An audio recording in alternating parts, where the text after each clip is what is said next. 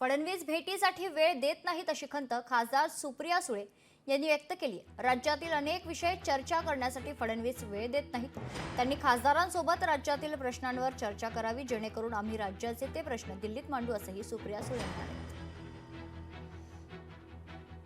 देवेंद्रजी मला वेळ देत नाहीत, त्यांना खूप वेळा करते ते वेळ देत नाहीत मला। हा एक छोटा प्रॉब्लेम आहे मला। देवेंद्रजींकडे आता दोन महत्वाची कामं आहेत, ज्याच्यासाठी हे काम आहे।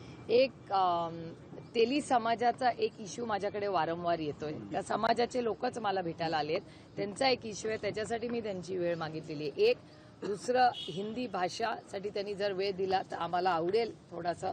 शिक्षकांचे अनेक प्रश्न आहेत आणि त्याच्यानंतर शेतकऱ्यांच्या अनेक अडचणी आहेत।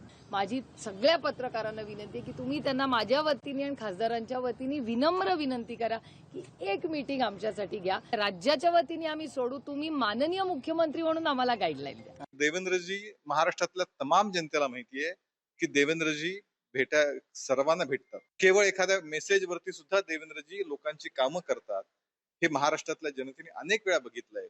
आता त्यांना भेटायचंच नसेल तर वेळ देत नाही वगैरे ही कारण। लोकशाही मराठी ऐका, पहा, जागरूक रहा।